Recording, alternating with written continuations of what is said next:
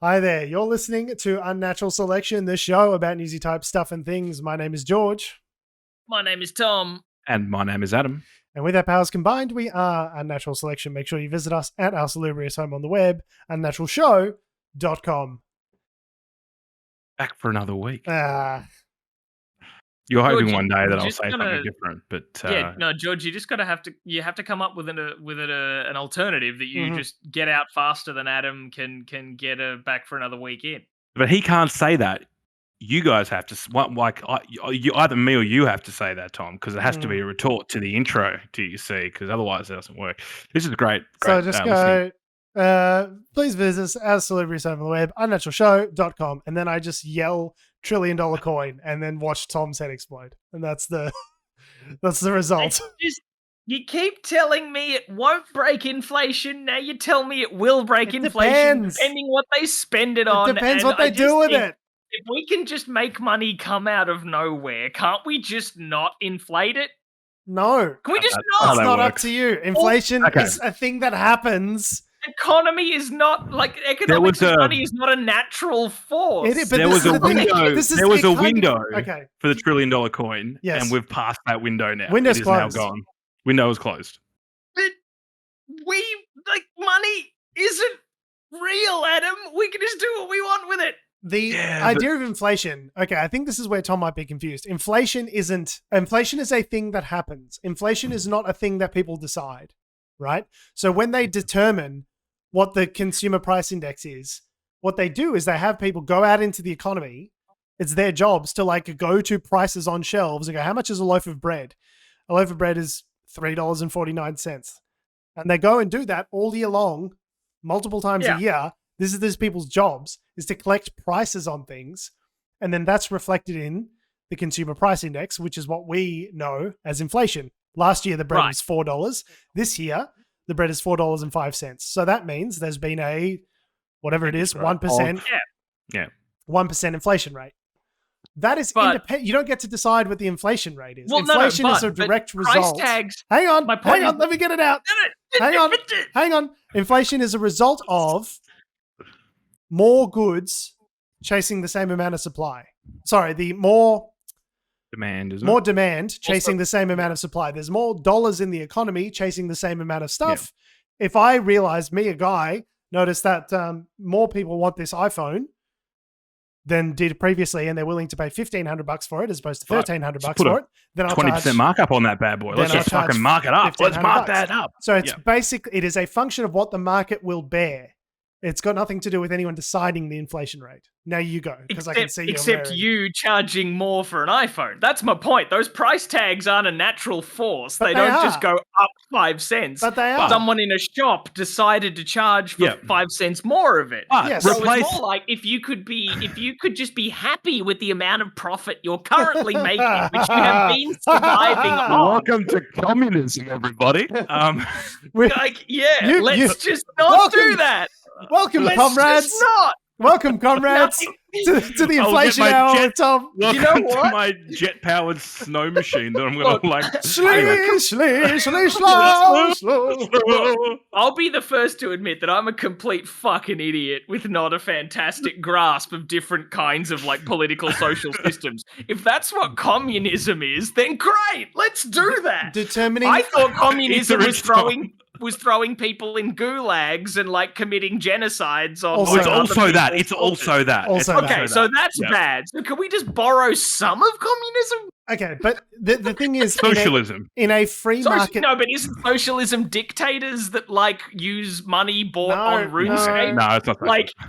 Exactly. So socialism's like the government spending stuff on the population. Anyway. Okay, so I think we need a definition in terms here. Okay, so socialism is where there are certain parts of the economy that have been socialized that are owned by the government, right? You might have healthcare as a good example of that, right? So the government, like we have here in Australia, where it's largely socialized, the government pays, or Medicare pays, you go to the doctor, the doctor turns around to the government, says, George came to this clinic, pay me $30 for George coming to the clinic, and the government pays, right? That's socialized medicine.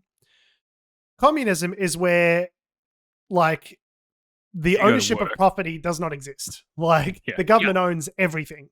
Yeah, everything is shared among everyone equally. So you go to work, and rather than your employer paying you, you go to work, and then the government will eventually take whatever, will aggregate whatever it needs to give you, and then give you a lot of share of it. It's to do with like a planned economy, right? The government says we need to plant this many crops this year, and that always tends to work out disastrously because turns out government's not very good at that sort of stuff. But so in a free market economy, which is what we mostly largely have, people can choose. Like it's inflation is not just a function of like people being greedy, right? It's not just a shopkeeper wanting to go, yeah, I'm a greedy boy and I want more money. No credits, only money. Yeah, Watto from Star Wars. Why did you go full Watto? Well, because Watto's the greediest little slug in the galaxy. We all know that. Only money. No, only money. So it's not just a function of people going, oh, I can get more for this. I'm going to get more. That's part of it. It's also like, for every person who's buying stuff, they're also getting paid by someone, right? So if I'm a person, I can see the prices for everything are going up. If there's money going into the economy, you can see that other people are getting pay rises. You go, well, my cost of living is increasing. So you, my employer, you got to give me a pay increase to help compensate for this increase in cost of living. And then that means, so if other people are also doing that and other people are seeing that, things are being bought in the economy and the prices of those things are going up, they go, fuck, I better buy that thing now. I better buy that electric car now at 70 grand because tomorrow it's going to be 80 grand. So I better buy it now, which drives the price up. Yeah. So the problem is at the moment it is a collective phenomenon, and you're right that it is dangerous in that it can run away from you. That's what the late 70s were all about, was basically stamping down on inflation by rising high interest. That's why boomers will go, oh, back in my day, the interest rates were 70 quintillion%. And, it's not like nowadays where the interest rates are low. The reason the interest rates were so high is because they were trying to tamp down inflation. And that's related to a bunch of other historical factors. But that's post-World War II stuff and various other things that are... as we all know, history started in 1989 with the fall of the Berlin Wall. Nothing happened before that. But to Tom's earlier point as well, if you were to replace currency, it would still be the same sort of phenomenon, because if it wasn't currency, old mate shopkeeper goes, I want 5 pigs instead of 4 or whatever it may be. Whoa. I was not going for let's remove bartering. Let's remove currency. Go back to the old days. I'm not that insane. I'll have 3 bags of rice and a your Ferrari. Thank you very much. I guess because you talk about costs of living going up as well. It's more like, can we just not? No, let's just not raise those costs. But this is what I'm saying is everyone... It's kind of a moral panic to a certain degree, because like if no one believes in inflation won't kind of happen, or it won't be as bad, at least. It is kind of a phenomenon that is contingent on how we all individually behave, looking out for our own self-interest and the way that affects everyone else. That inflation's like Gozer in Ghostbusters, that if we all just like stop believing in them or like don't picture anything, they won't be able to come down to Earth and destroy us as a giant marshmallow man? I mean, kind of. Not as bad. What? So if we all just pretend right now that inflation doesn't exist, then we can just like end poverty? No. Because that's my point from earlier. The issue is that there are like hard and fast like supply and demand rules, right? Like if all of a sudden we drop $100 trillion into the economy, we hand everyone $1 million, every single person in Australia is a millionaire. Well, guess what? Rent every month is $1 million. Like it breaks things if you introduce too much money into the system, right? There's also the social effect of people go out and buying stuff and seeing prices going up and responding to that. Like everyone responding in their own self-interest does kind of like, it's the micro pandemic problem with supply shortages, right? Where it's like all of a sudden people see toilet paper going off the shelves, and then all of a sudden the price funnily enough, toilet paper didn't actually go up in price, but that's because I think that would be cruel. I'm sorry, what's that? They didn't do it because it's cruel?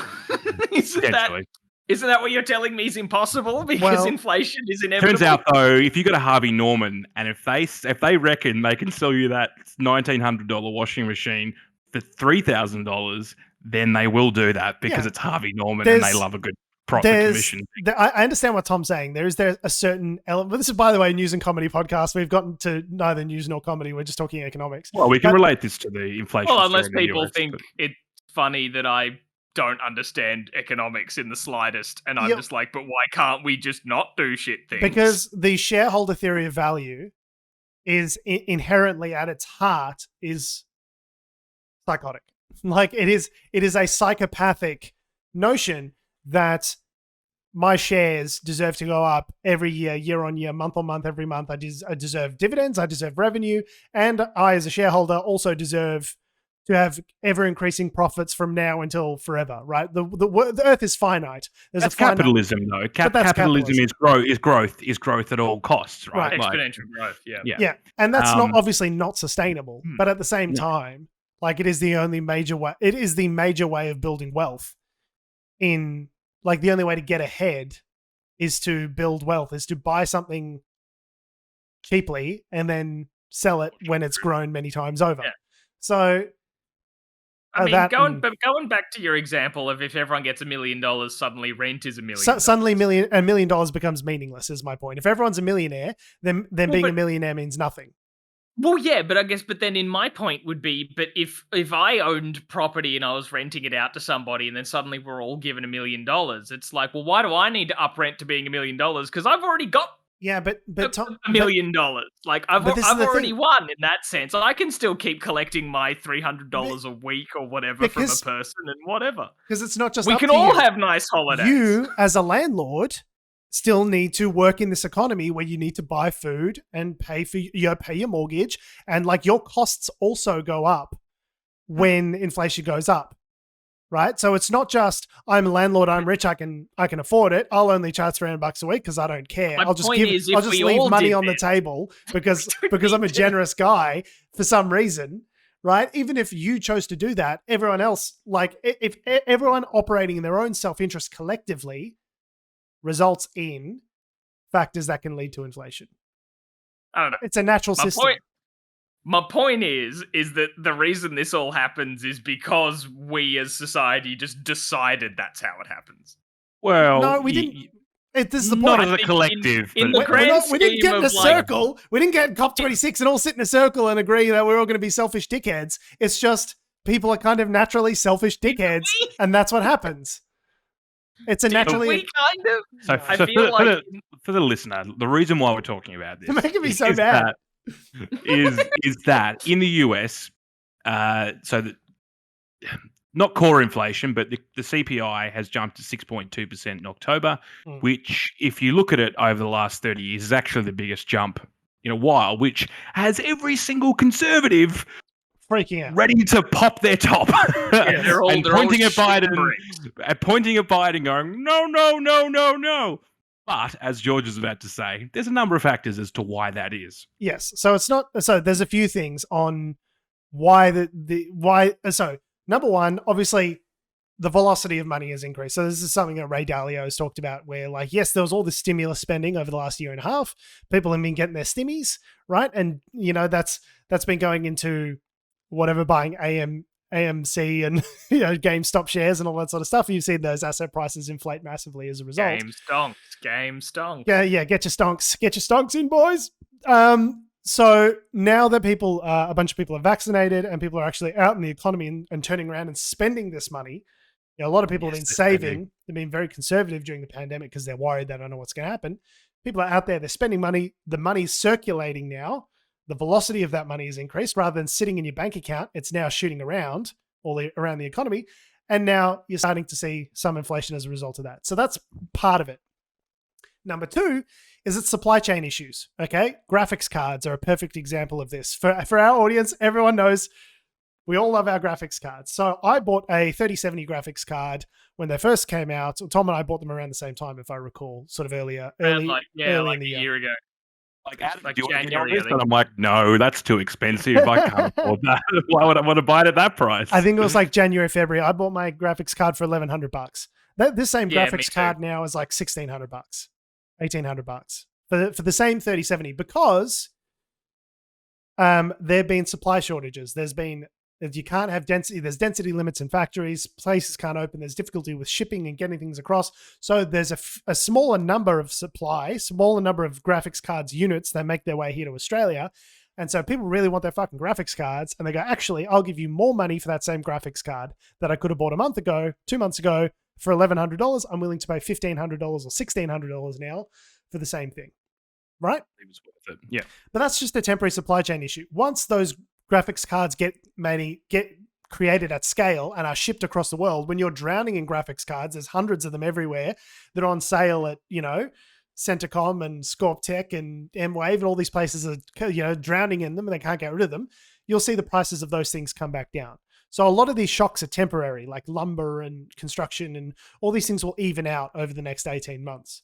So that's not necessarily representative of an actual CPI increase. This is just supply chain issues, right?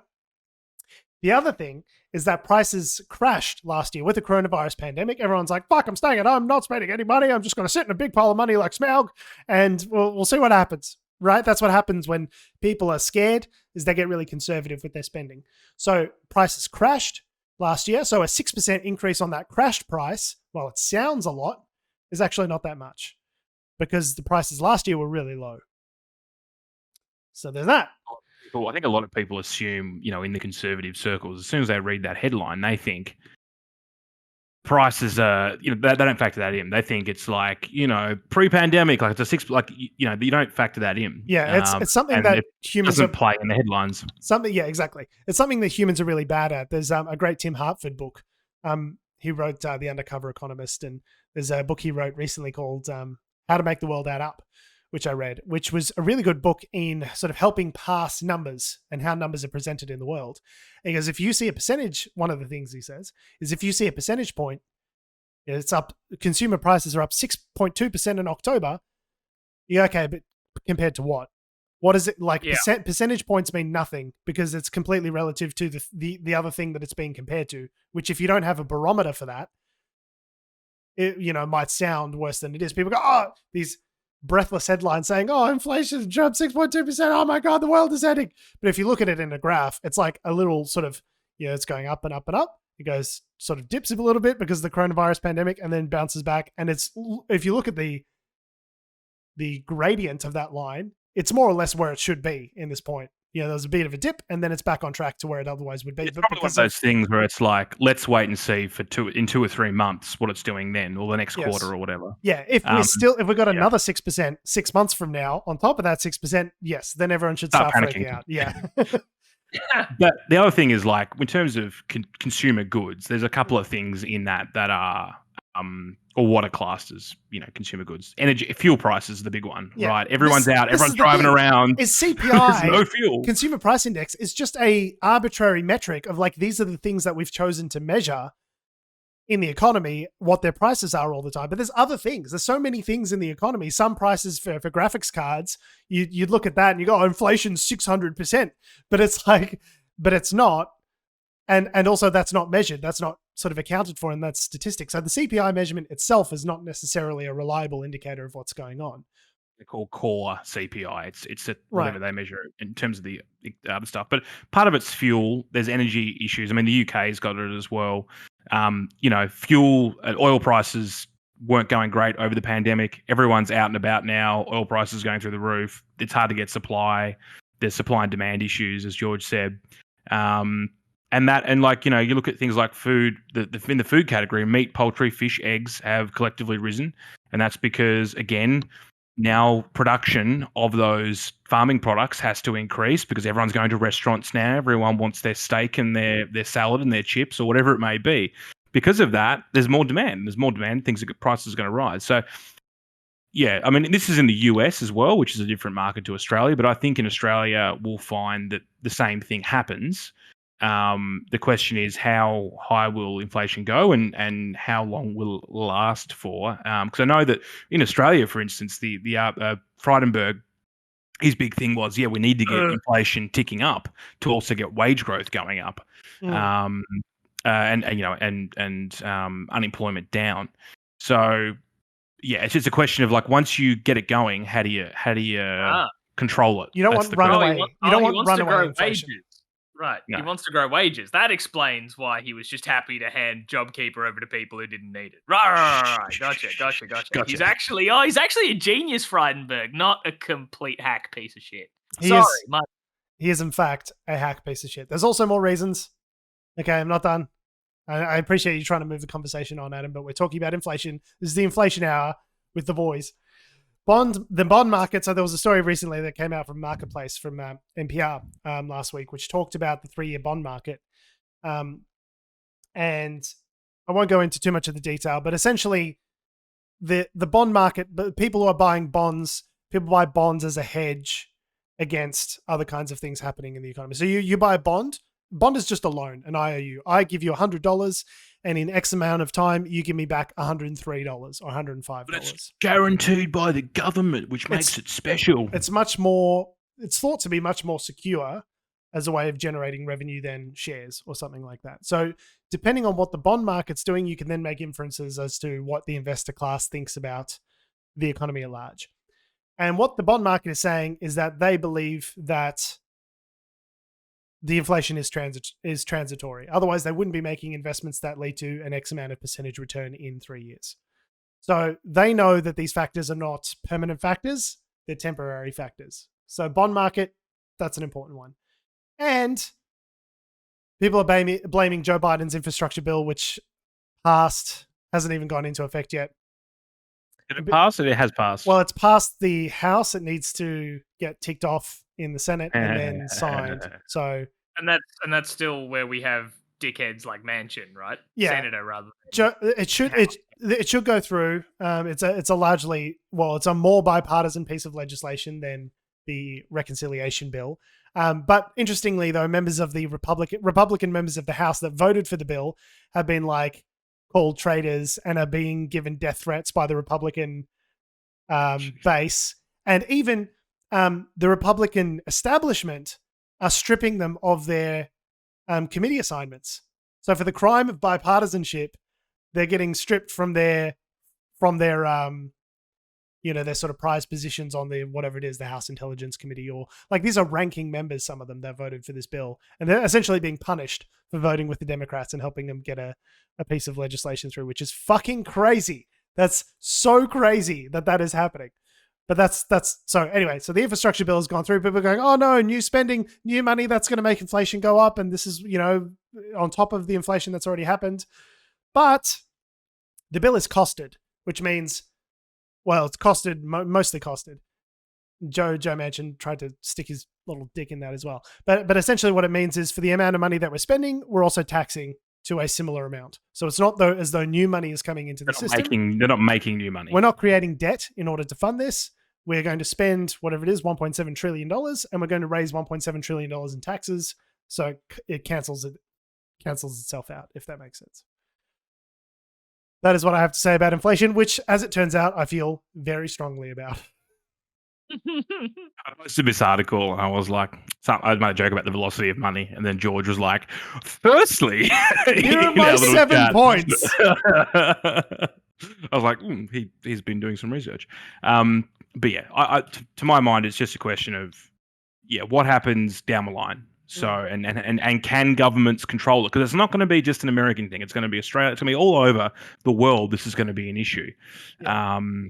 And you've got other instabilities around, like the stuff in China and other things. So honestly, I don't know if anyone who tells you that they do know is lying to you. Nobody knows what's going to happen. And it's really hard once inflation gets out of control to get a lid back on it. And kind of the only thing you can do is, as the Reserve Bank of a country, is change interest rates, is raise interest rates to limit the amount of money that people have. If most of the money that they have gets sucked up by their home loan, that's the main thing that gets changed by interest rates, right? So if your Commonwealth Bank home loan is now 5% as opposed to 3%, well, you probably don't have a lot of spare spending money, which kind of... You're fucked. If you've taken out a $900,000 loan, you're probably fucked, and you might get some distressed selling. So with Australia's very overpriced housing market...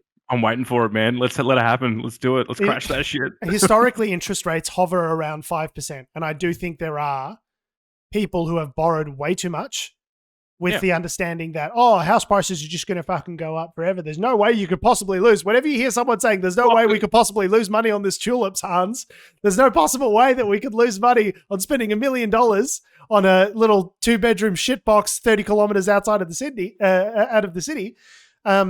that's a reason to be skeptical, because if there's a bunch of people that if they have to pay 5% on their home loan, they're going to go broke. They can't afford it. And that's going to cause problems. Would have fixed interest rates as well, but it's a question again of what happens when their fixed interest rate expires, Right. and fixed interest only goes for a couple of years at a time, from what I understand. So 3 to 5, I think, depending on your bank. If you get a 5-year fixed interest rate, you're doing pretty well. If if you're a person who's on a completely variable rate like I am, if the interest rates go up to 5% tomorrow, all of a sudden you're paying double for your home loan. And that's thousands of dollars extra per month that are going out of your pocket. So I think you could conceivably see a situation where if inflation gets out of control, it's going to fuck the Australian housing market. But yes, we'll see. I work in construction. I shouldn't be saying this, but as someone who can't afford a house and probably never will be able to, let it happen. I'm sure there's plenty of jobs that I'll then lose. Yeah, well, yeah. I can afford a house if only I could buy one. The thing is, though, like, even if there was some market crash, I think a lot of millennials are out there sort of praying for some sort of market crash so they can actually afford to get into the market. Problem is, if that happens, the rest of the economy is also fucked. Like, you'll probably lose your job. You won't be able to afford to buy shit. If the banks will tighten up lending standards. They're not going to lend to anyone because they're freaking out. Like, it's all the 1 money. in 3 jobs in Australia are connected to the property sector. Yeah, it's not good. There's going to be a reckoning at some point. You can't just have prices go up ad infinitum forever. Like, no. Yeah. What do we go to next? Maybe COP26? COP26? Speaking of existential threats, climate change, COP26. Yeah, existential threats and more ineptitude. Woo! No, they've reached a deal, guys. After the first week where the leaders came in, said a bunch of words. Prince Charles was there. David Attenborough got up and made us all feel bad. And then they went, thanks, guys. See you later. Bye. And then they left all their diplomats to literally have fistfights in the conference rooms and work it out. But they've now reached a deal. Yes, an sort of. outcome. Here's the president making the announcement. Just say to all delegates, I apologize for the way this process has unfolded, and I'm deeply sorry. I also understand the deep disappointment. But I think, as you have noted, it's also vital that we protect this package.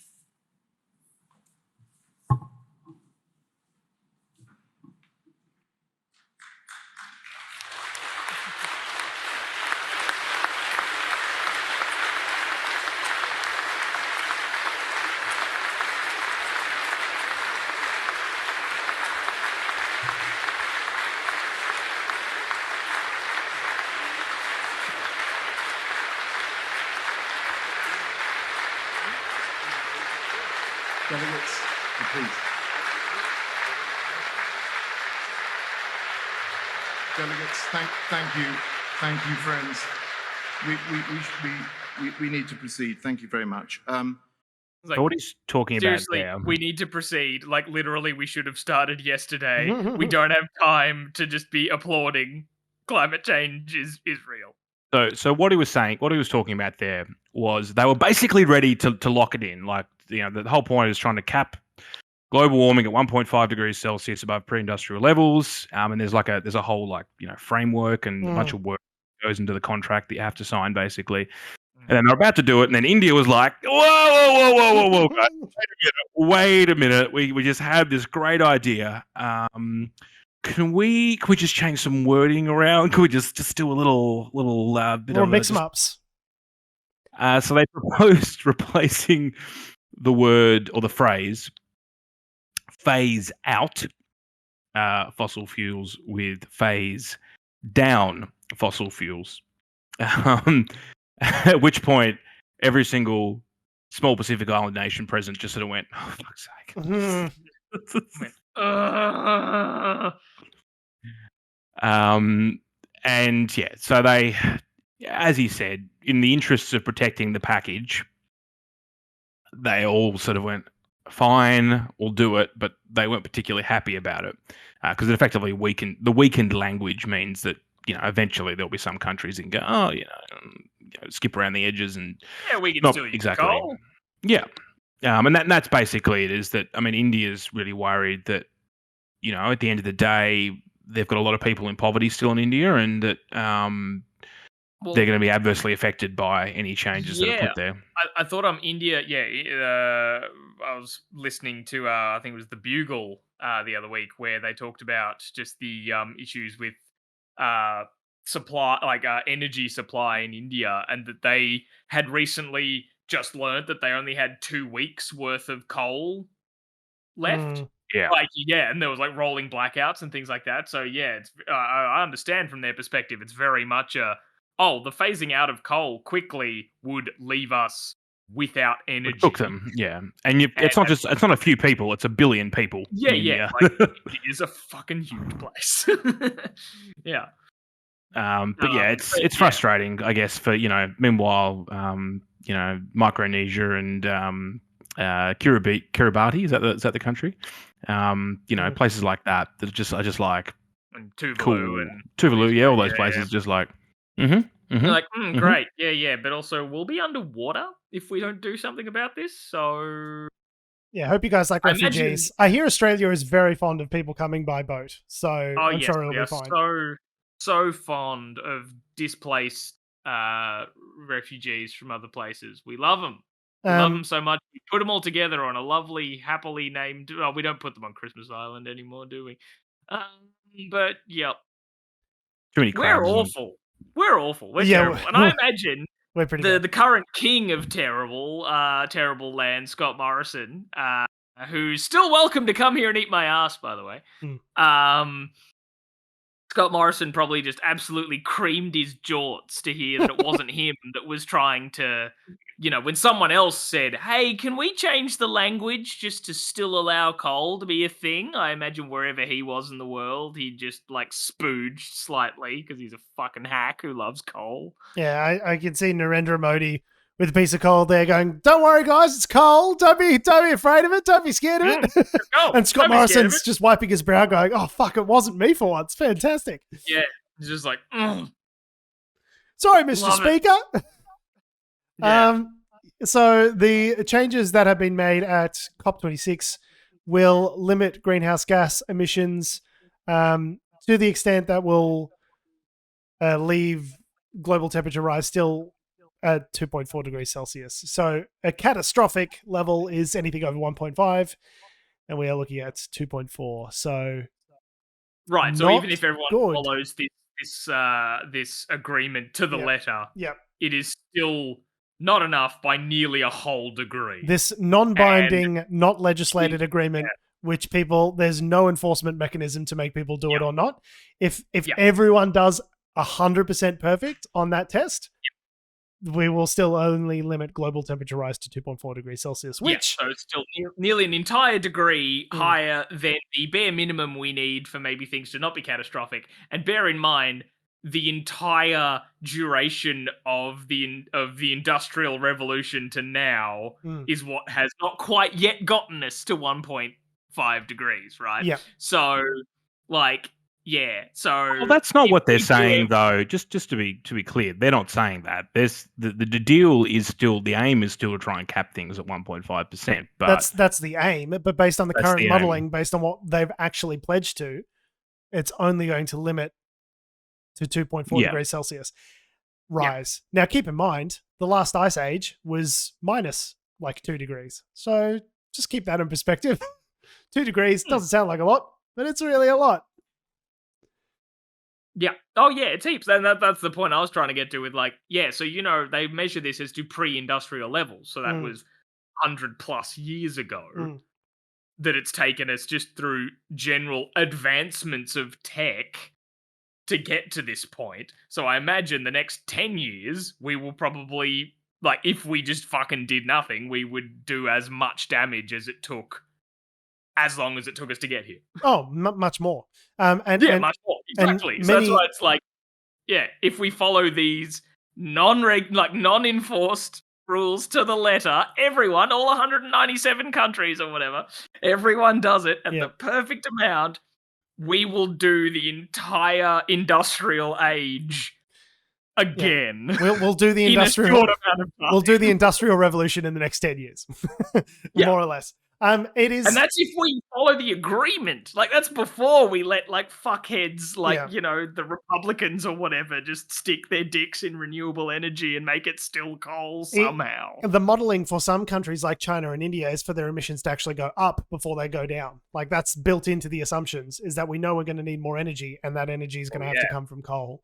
And so it's we need to start.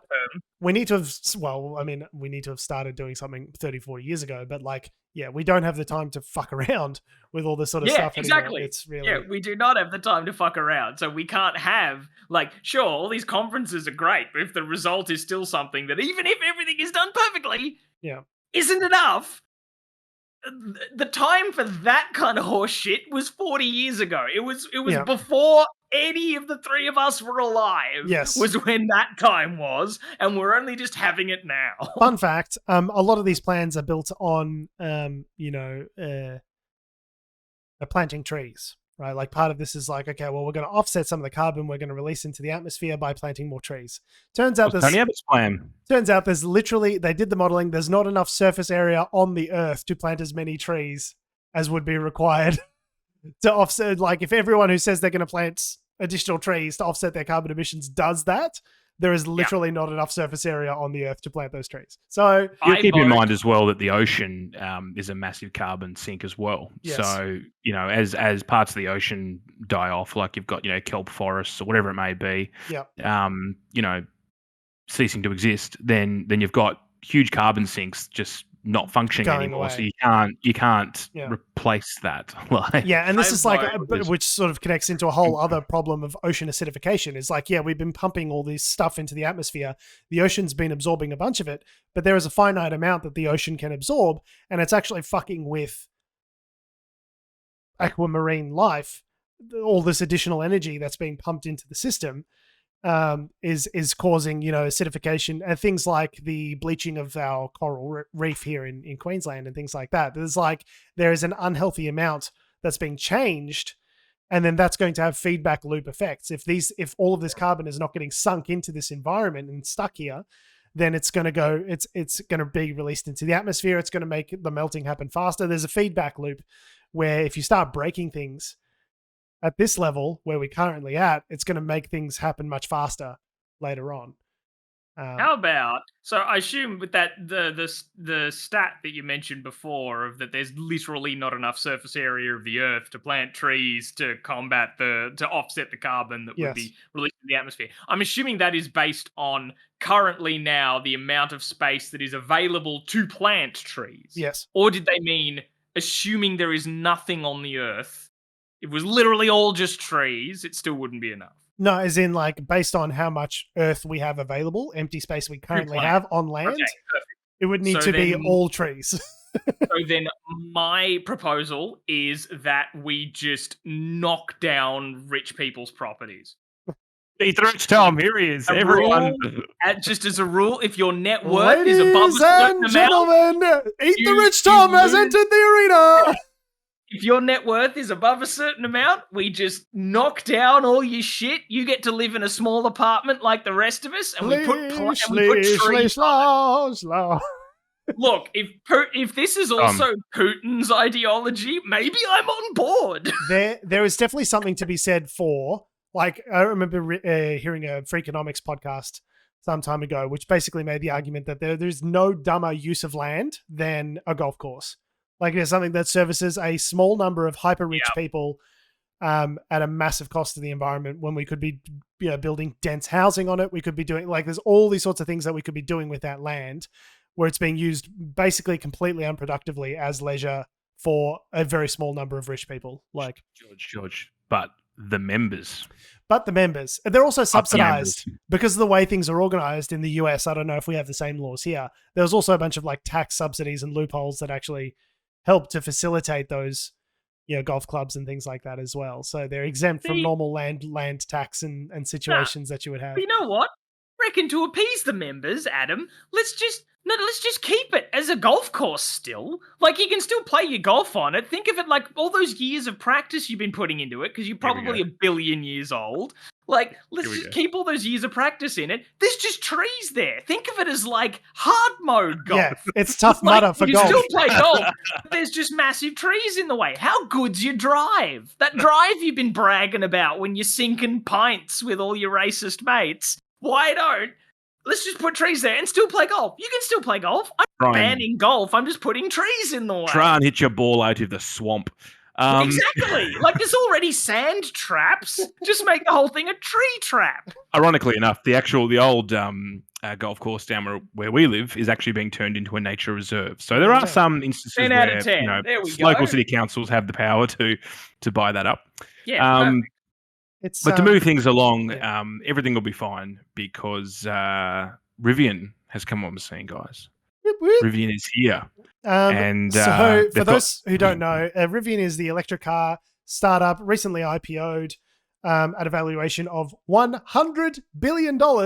So initial public offering for people like me Yes. who are not finance wizards. Initial public offering, which means we're selling shares on the market for the first time. It's gone from being a private company to a public company. And that means that it has surpassed the value of both Ford and General Motors in 2 days. Not together. General Motors is worth $86 billion and Ford is worth $65.96 billion. But Rivian, who has existed as a public company for 2 days, is now worth more than they are. So I was trying to work out, like, why is this? Like, what have they got? What are they offering? Why they're is offering this? They've got two cars. Because retail investors don't know how to read a fucking earnings report and don't understand what a price to earnings ratio is. They're just like, electric cars, good, take my money, take my fucking money, Jeff Bezos. They've got two cars. They've got an electric SUV and a ute. Which, I don't know, like, are they popular in the US? I've literally never, like, we don't know, like, are they going to catch on fire? Like, they could blow up tomorrow and all be recalled. We wouldn't even know. Rivian as a car maker is obviously just emerging. Their biggest customer is Amazon. And they're building vehicles for them. And there it is. And one of the largest investors in Rivian is Amazon, who has a 20% stake. So it's funded by, obviously, this is a pet project of Jeff Bezos. He's put money in, and their biggest customer is Amazon, which is himself, right? So it is kind of like a little, slight, nepotism. He's wanting to feed this little thing and make it grow. But one of the other big investors is Ford, who owns a 13% stake in the company. Amazon owns 20%. So clearly, they want a competition to Tesla, right? Who's the big swinging dick in the market. And so this is their attempt to get the portion of the market that is, utes and trade vehicles, towing trucks, that sort of stuff, which the electric vehicle market hasn't really penetrated well into. You're talking the Tesla, what was it called? The Tesla truck or whatever it was called. The Cybertruck. The Cybertruck. Yeah, the PlayStation 1 car. The PlayStation 1 car, which definitely didn't break and then broke on the first demo. When he threw it's a shatterproof glass and he throws a lead ball at it and it fucking smashes the glass immediately. And it shatters. Yeah, 10 out of 10. Oh. I love Elon. So what a fucking dweeb. So, like, I know I just criticized everyone for jumping in on this thing, but like, full disclosure, I have invested some money into Rivian because I too am not resistant to the charms of Jeff Bezos as a psychotic money making machine. This is not financial advice. Not financial advice. Do not buy or sell anything based on my advice because I'm a fucking idiot. Please. In Australia, the local motoring sort of peak bodies reckon it's actually something that it's missed here. So at the moment, there's a lot of tradies and a lot of rural people, and they like to have, bigger cars, which can be used in a variety of ways. The utilities, right? Soccer mums want to have their big SUV. So in America, the Ford 150, which is what we'd call a Ute here, is the highest selling car in America. Like, it is incredibly popular. And they're actually, Ford is electrifying that they're offering for the Ford 150 is going to go electric quite soon. So clearly it is. It's a market that people want to have. People want their big trucks, and they're focusing on the electric side of because electric vehicles don't have the same kind of restrictions around a petrol engine around towing because of the torque situation. They can actually be more effective at, towing and those kinds of activities. You can have floodlights. You can have, because your car's got a battery in it, you can plug things into the car. Like, as a utility vehicle, it actually makes more. Your home cooking off it. So. Here's your fucking gas stove. No, like, there's a bunch of things that you can do with a utility vehicle because it is electric that are actually more advantageous. So that's the tact that Ford and these other companies are going for. Is like, we don't want to go for the greeny thing. We want to.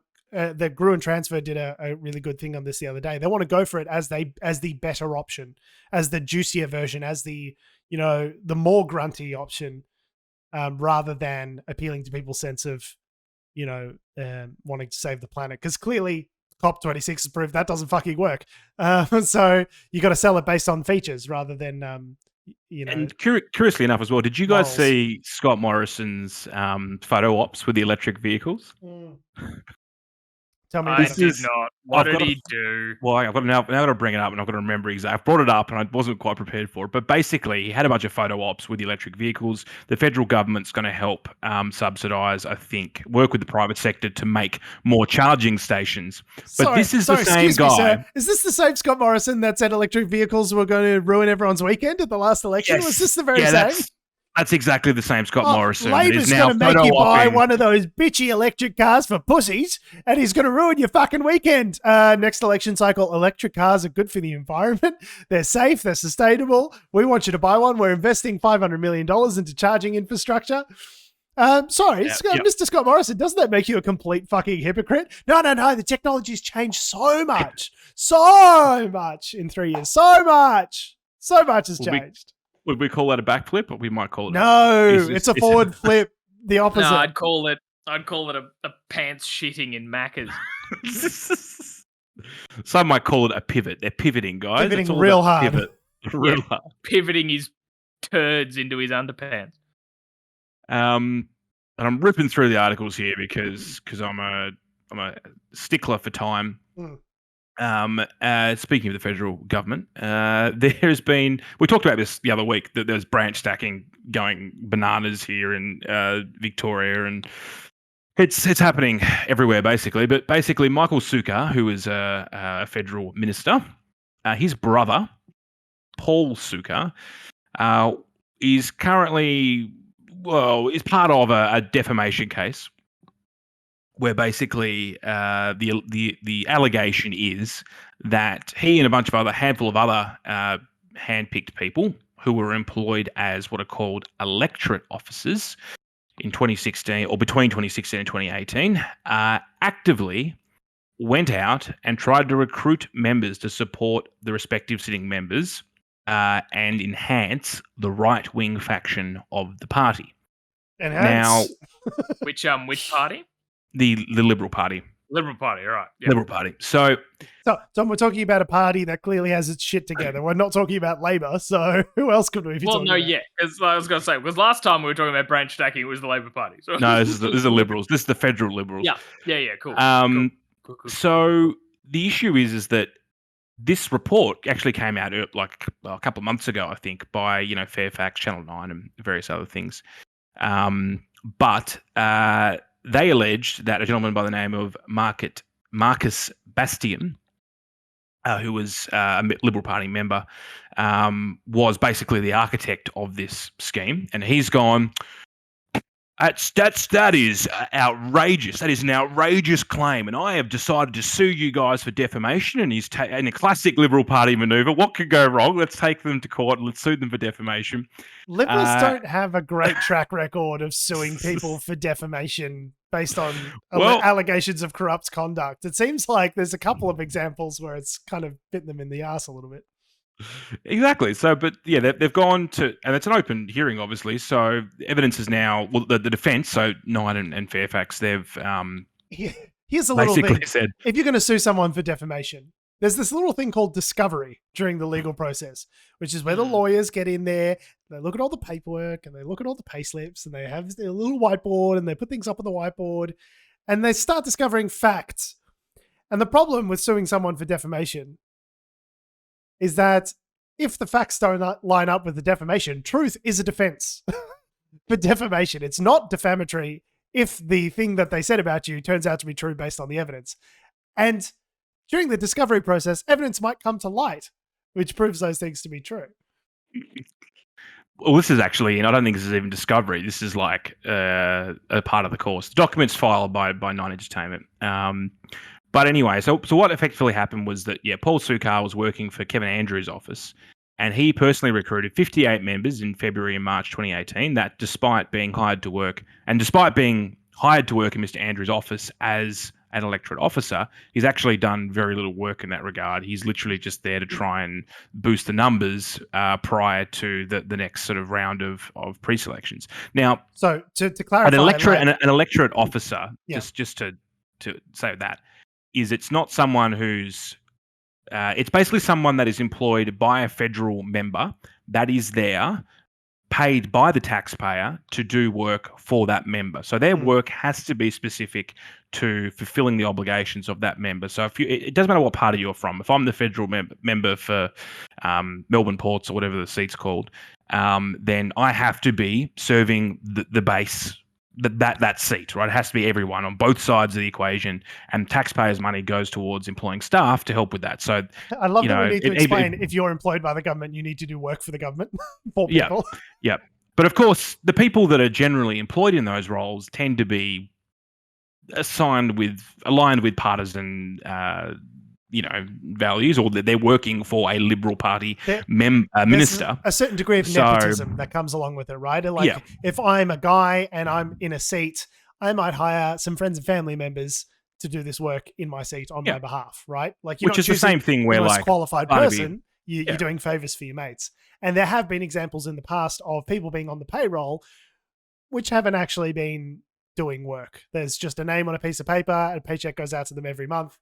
And regardless of any work that they may or may not have actually done, like in that Labor case, the state Labor case, whatever it was, a month or two ago, when I can't remember his name, was talking about, I'll take on this guy who's a mate of yours, but he needs to actually come in and do work. Like, that was what he stipulated. Like, I'm not just going to put him on the payroll and pay him for nothing. Like, he's actually going to come into the office and at least that's just a regular thing. Yeah, there's this thing that just happens. Like, I'll hire your mate, but he actually needs to turn up for work. It was a thing that he had to say out loud because our system is trash. The guy that's currently ongoing. Didn't proceed to come to work and he had to pay him anyway, but that's neither here nor there. So this was all sort of between the end of the Malcolm Turnbull and start of the Scott Morrison era, which obviously during that period there was a factional war. And Malcolm, did I say Malcolm Turnbull? Yep. Malcolm got knifed, as a part of that process. So, there's cause and effect there, where you can see that there was an active movement within the right wing of the party to gain back power, I guess.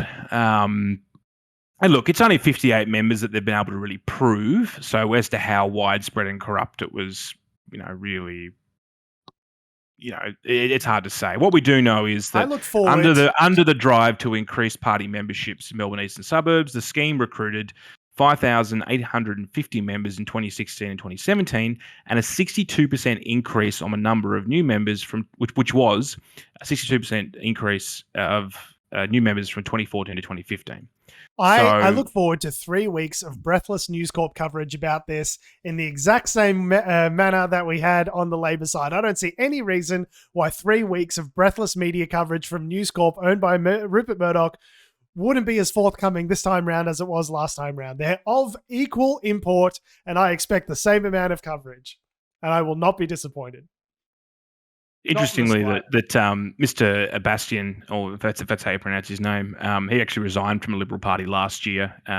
He's denied any wrongdoing, but he's apologised for foolish and stupid things. Which step is he at? He's at step 2. He's already 9 or 10. left the party. So I was gonna say you must be quite down the list if the leaving position has happened. I don't know if he was actually a member. I think he may. Sorry, I don't think he was a sitting elected member. I think he was a staffer potentially. I can't remember the exact detail. Interestingly, there was a Department of Finance investigation that cleared him of any wrongdoing, but the scope of that investigation has been questioned. So, it's interesting. I mean, as to whether or not you could, in terms of the defamation case, whether or not he specifically has done corrupt branch stacking. The quote from reporter Nick McKenzie that's up for that's sort of spawned the defamation case is alleged that Mr. Bastian, quote, runs a corrupt branch stacking machine. That was the quote, and that's why they're going to court over it. But it definitely seems what you really think. It definitely seems as though there is some sort of mechanism that is assisting with branch stacking in a way that does not comport with the rules. I don't know if there's a way of phrasing that that doesn't get us sued, but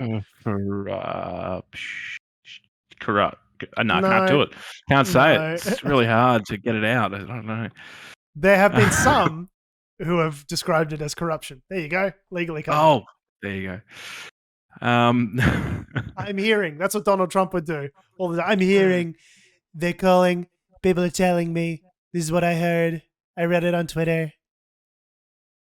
It's probably a good way to segue to Donald Trump, actually.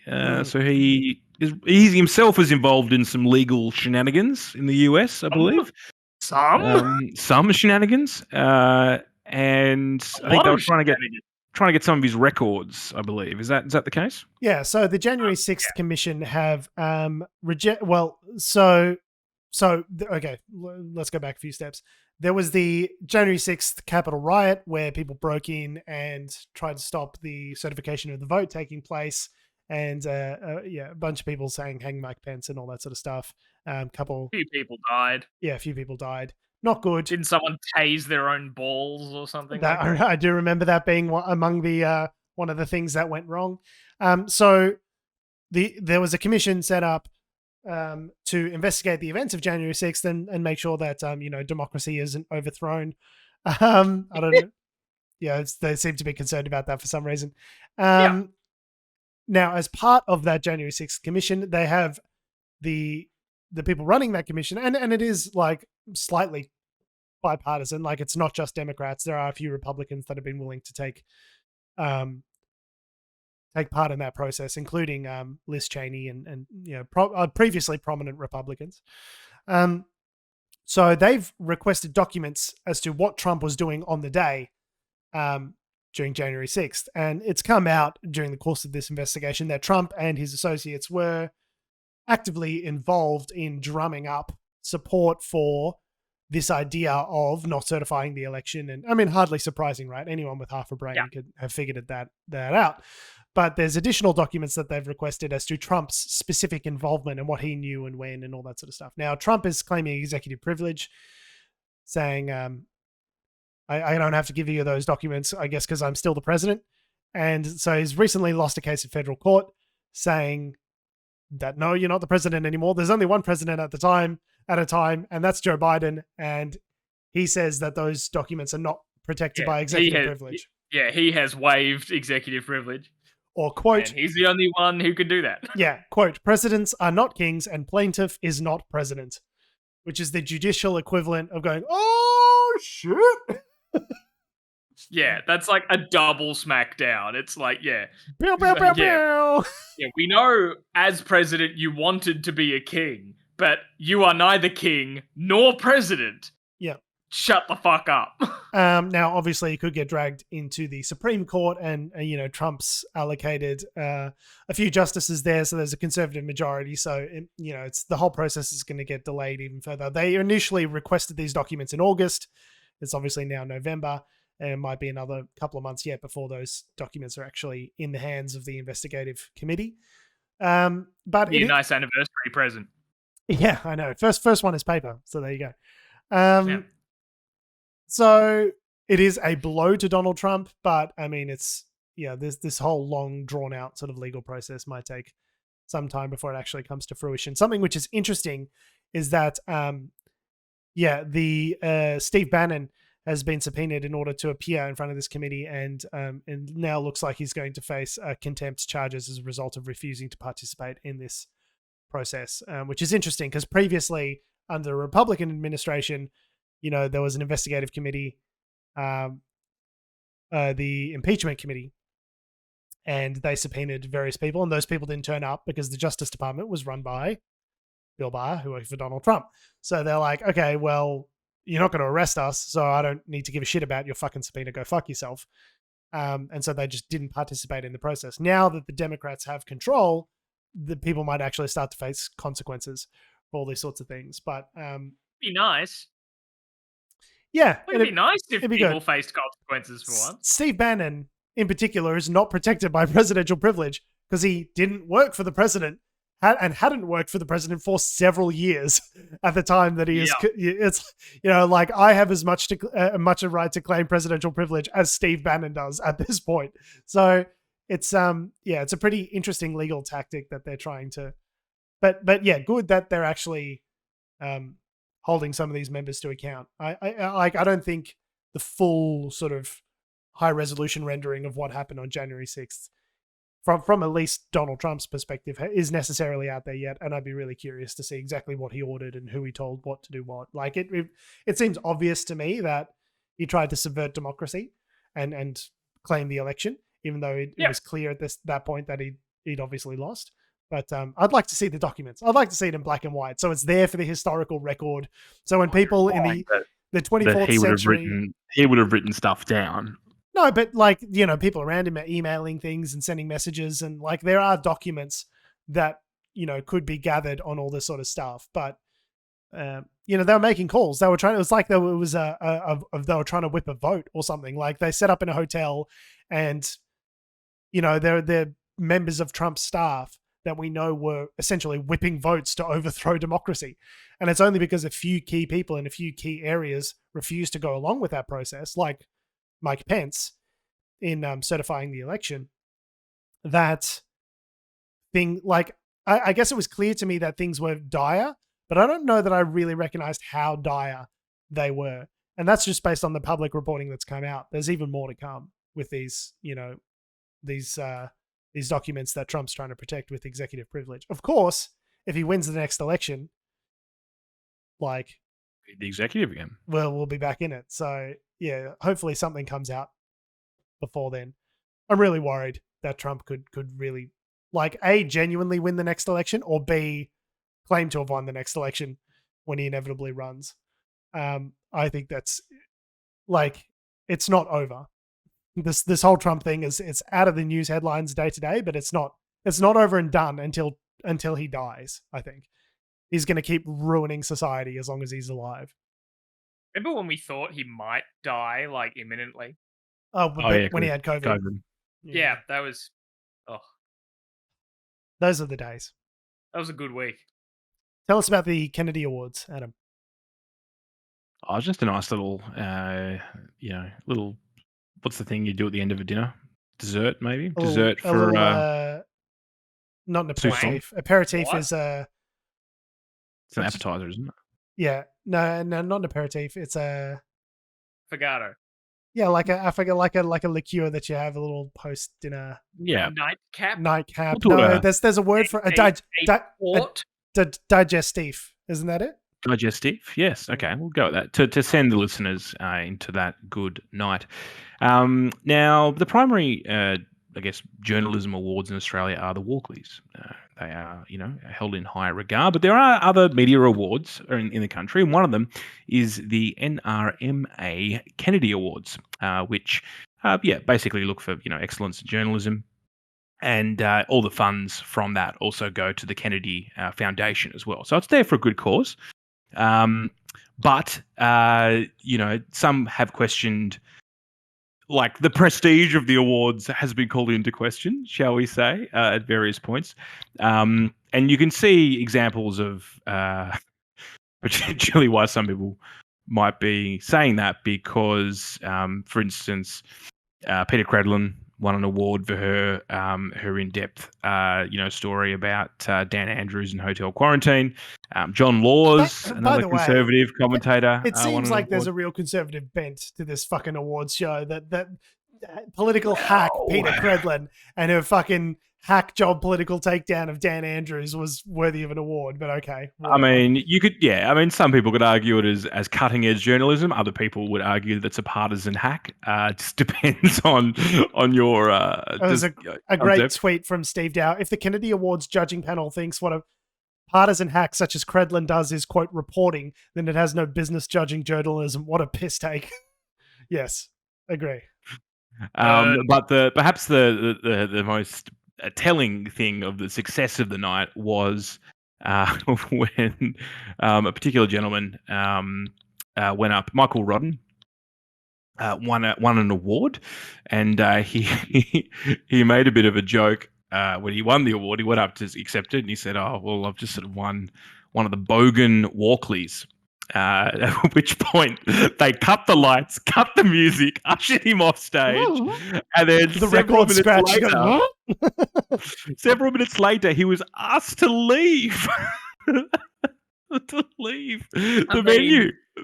I mean, when you shit on the award that you've just gotten while receiving it, yeah, I can imagine they're not happy about that. But I mean, fuck, even Michael Moore, like, making a big political statement receiving an Oscar, at least was just played off by the music and people like booed. They didn't just cut the light. Just I don't know. It's kind of like turning up to the Golden Globes and going, man, this is really a poor man's Oscar, isn't it? Like, it's not polite, but certainly I wouldn't have kicked him out.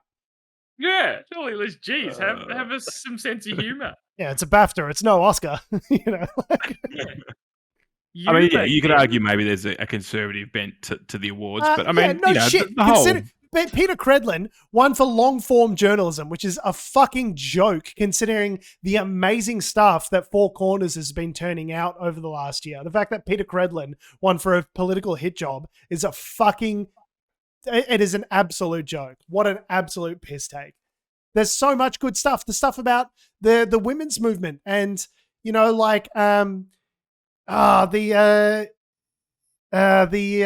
Brittany Higgins situation and all that sort of, like, fantastic long form reporting about a rape in Parliament House, which set off a women's movement. How is that not the thing that won? Anyway, whatever. Go fuck yourselves.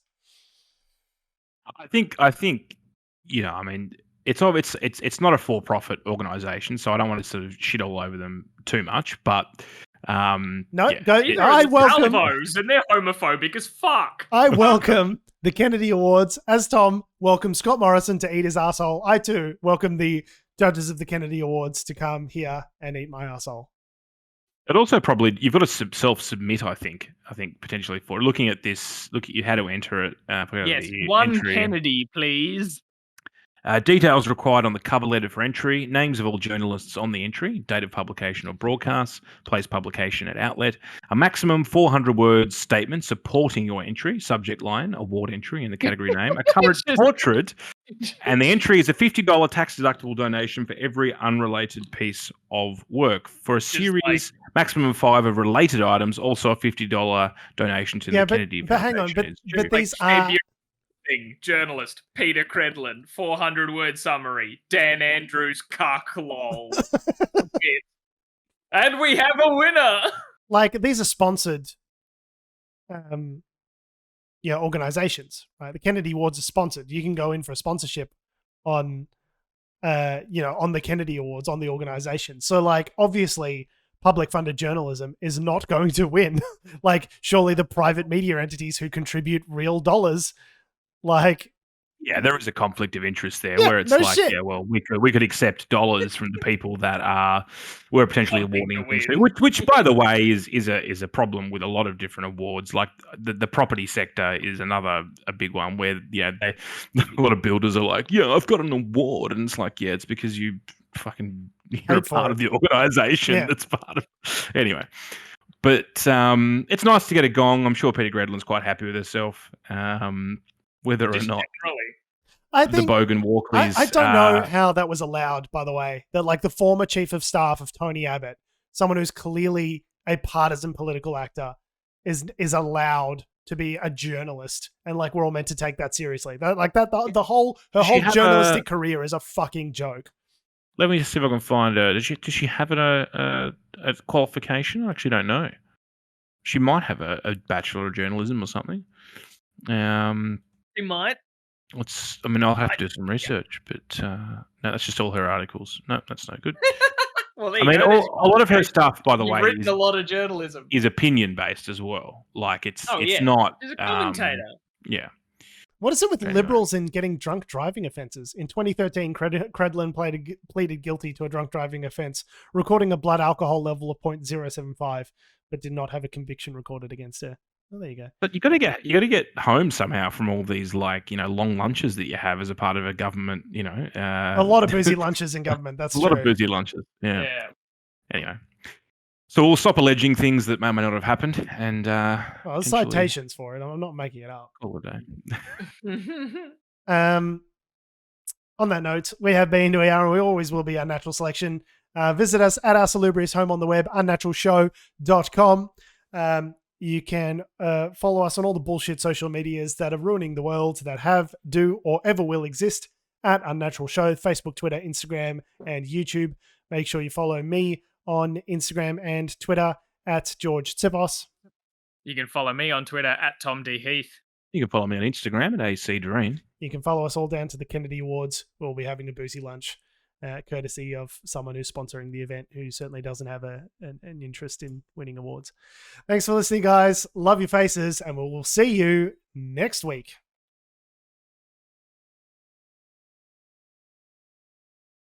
Nothing, no smart comments. Okay. Adam's just staring into the camera. Delightful.